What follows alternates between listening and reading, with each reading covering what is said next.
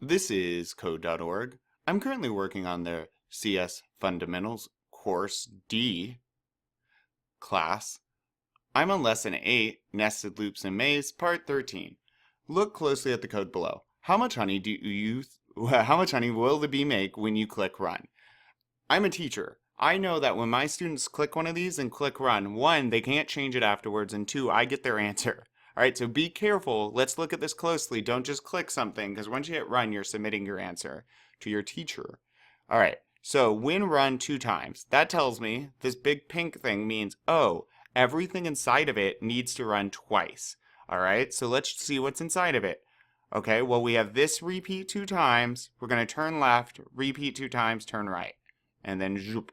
So let's see here. Repeat 2 times. All right, so the first thing it does is it's going to say, I got to run all this code twice, drops in and says, oh, okay, B, move forward, zoop, make honey, got it, make honey, and then hits the bottom here and goes one more time, right, zoop, move forward, zoop, make honey, done.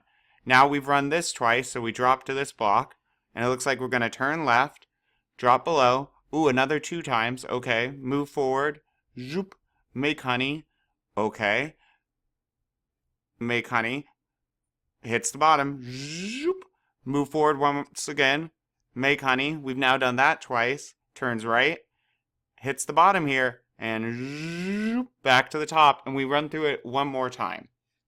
So if we run through all of that twice, well, on the first time we did once, twice, so we got 4 sets of honey, right? 4 things, because we filled honey, we made honey twice here and twice here, and we're going to do this whole thing twice. So, well, we made honey twice here and twice here. That's 4. 4 times 2 is 8. We should be making honey 8 times from this code. Let's check.